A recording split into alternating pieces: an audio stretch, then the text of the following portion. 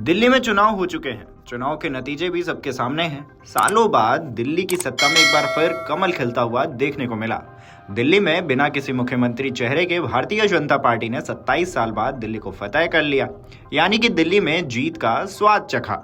दिल्ली की सत्ता में बीजेपी की वापसी को जहां ब्रांड मोदी इफेक्ट माना जा रहा है, तो वहीं ऐसे 5 नेता हैं जिन्होंने पर्दे के पीछे से पार्टी की जीत की पटकथा लिख दी है। ये नेता बिना किसी शोरगुल के पिछले 4 महीने से दिल्ली के मैदान में डटे हुए थे। चुनावी पंडितों की माने तो इन नेताओं ने जहां पर्दे के पीछे से आम आदमी पार्टी के नैरेटिव को खत्म करने में कोई कसर नहीं छोड़ी, तो वहीं खुद की नैरेटिव सेट करने के लिए डोर टू डोर कैंपेन पर भी फोकस किया। पार्टी की टूट को बचाने के साथ साथ आप में सेंध भी लगाने की रणनीति भी इन नेताओं की रही। मीडिया रिपोर्ट्स की माने तो अब बीजेपी की जीत के बाद इन नेताओं की सियासी गलियारों में चर्चा काफी हो रही है। ऐसे में कौन है ये नेता और किस तरह इन्होंने बनाया समीकरण, चलिए बताते हैं।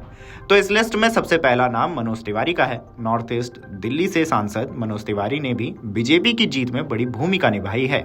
मनोज तिवारी ने जहां पार्टी के लिए कैंपेन सॉन्ग तैयार किया, तो वहीं बड़े मामलों में तुरंत डैमेज कंट्रोल को भी आगे आए। मनोज तिवारी दिल्ली बीजेपी के पूर्व अध्यक्ष भी रहे हैं। मनोज तिवारी जिस लोकसभा से आते हैं वहां भी बीजेपी का स्कोर काफी बढ़ा है। बीजेपी ने इस बार तिवारी के नॉर्थ ईस्ट दिल्ली की 5 सीटों पर जीत हासिल की है। पिछली बार इस लोकसभा की 2 विधानसभा सीटों पर बीजेपी को जीत मिली थी। मनोज तिवारी पहली बार 2014 में सांसद चुने गए थे। तिवारी ने राजनीतिक करियर की शुरुआत समाजवादी पार्टी से की थी। वे गोरखपुर से भी चुनाव लड़ चुके हैं। वहीं इस लिस्ट में अतुल गर्ग का भी नाम शामिल है। गाजियाबाद से बीजेपी के सांसद अतुल गर्ग दिल्ली चुनाव में सह प्रभारी थे। गर्ग भी बीजेपी की जीत को लेकर पर्दे के पीछे से स्क्रिप्ट लिख रहे थे।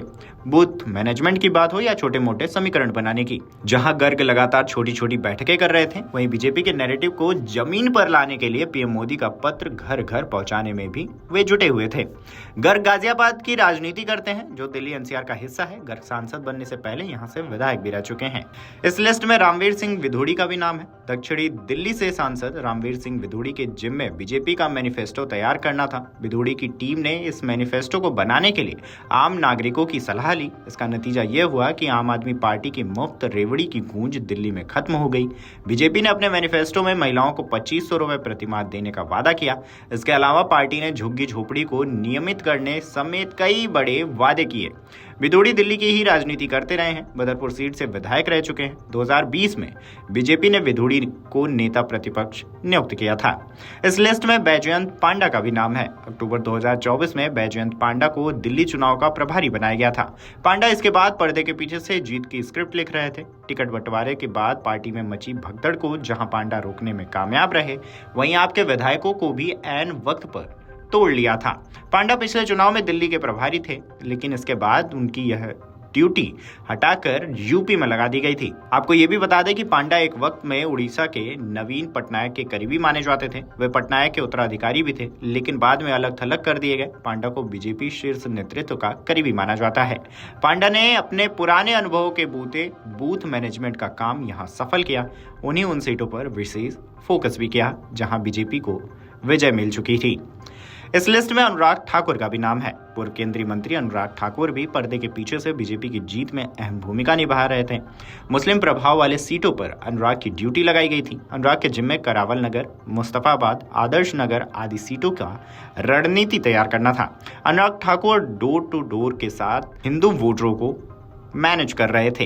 यही वजह है कि मुस्लिम बाहुल्य होने के बावजूद मुस्तफाबाद सीट पर बीजेपी को जीत मिल गई। अनुराग ठाकुर बीजेपी हाईकमान के करीबी माने जाते हैं। वह पूर्व केंद्रीय मंत्री हिमाचल से आते हैं और हमीरपुर सीट से सांसद हैं। अपने भाषणों के लिए चर्चा में रहने वाले अनुराग ठाकुर पूरे चुनाव में अरविंद केजरीवाल के खिलाफ लगातार हमलावर रहे हैं। बहरहाल इस लिस्ट में और भी नेताओं के नाम हैं, लेकिन जो प्रमुख रूप से हैं वो ये 5 चेहरे हैं जिन्होंने बीजेपी के लिए नैरेटिव सेट करने में अपनी अहम भूमिका निभाई है। इस खबर पर आपकी क्या राय है, हमें कमेंट करके जरूर बताएं। Video desk अमरउजाला.com। अमर उजाला जीवांजलि के सारथी की मदद लें और महाकुंभ में स्नान जरूर करें।